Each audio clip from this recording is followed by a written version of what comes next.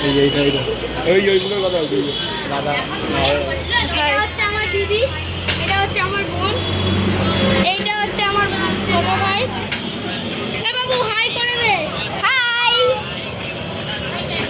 ফোনে ব্যস্ত। এটা হচ্ছে আমার দাদা। এই দেখো বন্ধুরা,